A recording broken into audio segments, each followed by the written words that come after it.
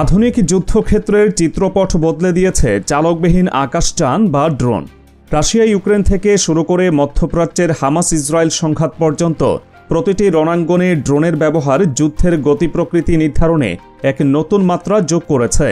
এই প্রযুক্তিগত পরিবর্তনের ঢেউ এসে লেগেছে ইন্দো প্রশান্ত মহাসাগরীয় অঞ্চলেও, যেখানে চীন, ভারত এবং দক্ষিণ কোরিয়ার মতো দেশগুলো তাদের সামরিক বাজেটের একটি বড় অংশ ব্যয় করছে আনম্যান্ড এরিয়াল ভেহিক্যাল সক্ষমতা বাড়াতে। বিশ্বজুড়ে যখন এমন সমীকরণ চলছে, তখন স্বাভাবিকভাবেই প্রশ্ন ওঠে, এই প্রতিযোগিতায় বাংলাদেশের অবস্থান ঠিক কোথায় এবং দেশটির ভবিষ্যৎ কর্মপন্থা কী? সাম্প্রতিক সময়ে ডেইলি এশিয়ান এজ পত্রিকায় প্রকাশিত ড্রোন ডিপ্লোমেসি অ্যান্ড ডিফেন্স শিরোনামের একটি প্রতিবেদনে বাংলাদেশের ড্রোন সক্ষমতা এবং ভবিষ্যৎ পরিকল্পনা নিয়ে বিস্তারিত আলোকপাত করা হয়েছে। ওই নিবন্ধ থেকে প্রাপ্ত তথ্য অনুযায়ী বাংলাদেশের সক্রিয় কমব্যাট ড্রোনের ভাণ্ডারে বর্তমানে 44টি ইউনিট রয়েছে। এই তালিকায় অন্তর্ভুক্ত রয়েছে তুরস্কের তৈরি বাইরাক্তার TB2 ড্রোনের 6টি ইউনিট, ইতালিতে নির্মিত ফ্যালকো ড্রোনের 2টি ইউনিট এবং স্লোভেনিয়া তৈরি ব্রামো ড্রোনের 36টি ইউনিট। এই পরিসংখ্যান থেকে স্পষ্ট যে বাংলাদেশ নীরবে তার সামরিক আধুনিকায়নের পথে হাঁটছে, যেখানে ড্রোন প্রযুক্তি একটি কেন্দ্রীয় ভূমিকা পালন করছে। তুরস্ক থেকে সংগৃহীত বিশ্ববিখ্যাত বাইরাক্তার TB2 ড্রোনগুলো বাংলাদেশ সেনাবাহিনী ব্যবহার করছে। এই ড্রোনগুলো শুধুমাত্র প্রচলিত যুদ্ধের জন্যই নয়, বরং আন্তঃসীমান্ত সন্ত্রাসবাদের মতো নানা ধরনের নিরাপত্তা ঝুঁকি মোকাবেলার ক্ষেত্রেও অত্যন্ত কার্যকর প্রমাণিত হয়েছে। অন্যদিকে ইতালির তৈরি ফ্যালকো ড্রোনগুলো বাংলাদেশ বিমান বাহিনীর তত্ত্বাবধানে জাতিসংঘের শান্তিরক্ষী মিশনে ব্যবহার করা হচ্ছে। এই ড্রোনগুলোর মূল কাজ হল কৌশলগত গোয়েন্দা তথ্য সংগ্রহ, নজরদারি এবং নিরীক্ষা মিশন পরিচালনা করা, যা আন্তর্জাতিক অঙ্গনে বাংলাদেশের পেশাদারিত্বের পরিচায়ক। ভৌগোলিক অবস্থানের কারণে বাংলাদেশের জন্য ড্রোন প্রযুক্তিতে স্বয়ংসম্পূর্ণ হওয়া অত্যন্ত গুরুত্বপূর্ণ বলে মনে করছে আন্তর্জাতিক নিরাপত্তা বিষয়ক সংবাদ মাধ্যমগুলো। ইউরেশিয়ান রিভিউয়ের একটি প্রতিবেদনে উল্লেখ করা হয়েছে, ভারত ও মিয়ানমারের মতো দুটি দেশের পাশে অবস্থিত হওয়ায় বাংলাদেশের জন্য একটি শক্তিশালী ড্রোন বহর অপরিহার্য। এটি কেবল আন্তর্জাতিক সীমান্ত সুরক্ষিত রাখতেই সাহায্য করবে না, রাষ্ট্রের অভ্যন্তরীণ নিরাপত্তা নিশ্চিত করতেও বড় ভূমিকা রাখতে পারে। বিশেষ করে পার্বত্য চট্টগ্রামের মতো অঞ্চলে বিচ্ছিন্নতাবাদী গোষ্ঠীর তৎপরতা নিয়ন্ত্রণে ড্রোন কার্যকর একটি হাতিয়ার হতে পারে। তবে এর জন্য আরও উন্নত প্রযুক্তির ও অধিক সংখ্যক ড্রোনের প্রয়োজন।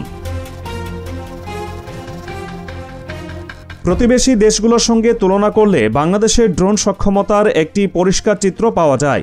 ভারতের ড্রোন ইউনিটের সংখ্যা বর্তমানে 2 শতাধিক। অন্যদিকে প্রতিবেশী মিয়ানমারের কাছে থাকা ড্রোনের সঠিক সংখ্যা জানা না গেলেও ধারণা করা হয় সেই সংখ্যাটিও বাংলাদেশের চেয়ে বেশি। এই আঞ্চলিক বাস্তবতার নিরিখেই বাংলাদেশ তার ড্রোন বহরকে আরও শক্তিশালী করার জন্য সুনির্দিষ্ট পদক্ষেপ গ্রহণ করতে শুরু করেছে। এটি কোনো আগ্রাসী পরিকল্পনা নয়, আত্মরক্ষা এবং সক্ষমতার ভারসাম্য বজায় রাখার একটি সময় উপযোগী উদ্যোগ।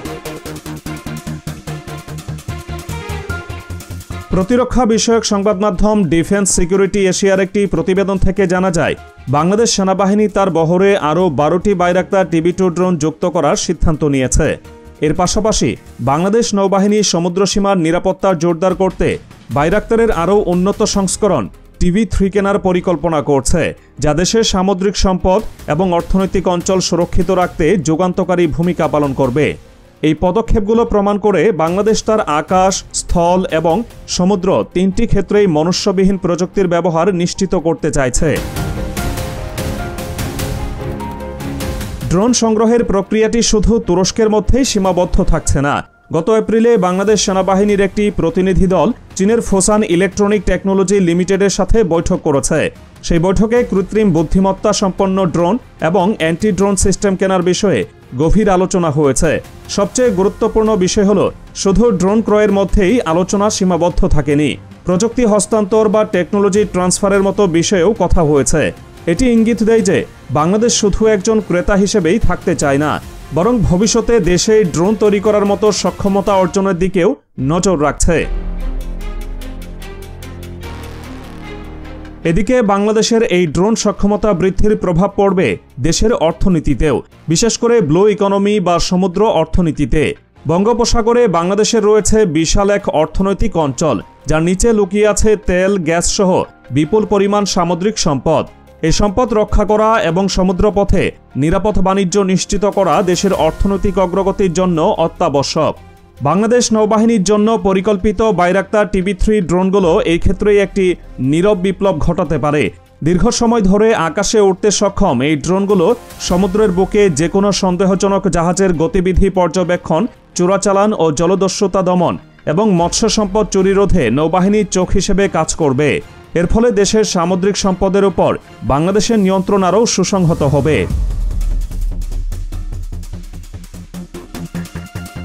ড্রোন সংগ্রহের পাশাপাশি দেশীয় প্রযুক্তির উন্নয়নে মনোযোগ দেওয়াটা বাংলাদেশের ফোর্সেস গোল 2030-এর একটি অন্যতম প্রধান স্তম্ভ।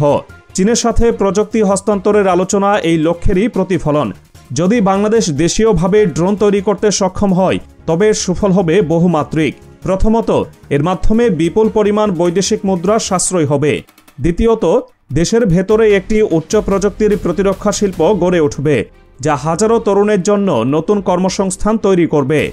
এবং তৃতীয়ত, বাংলাদেশ তার নিজস্ব প্রয়োজন অনুযায়ী ড্রোনগুলোকে পরিবর্তন ও উন্নত করতে পারবে, যার জন্য অন্য কোনো দেশের উপর নির্ভর করতে হবে না।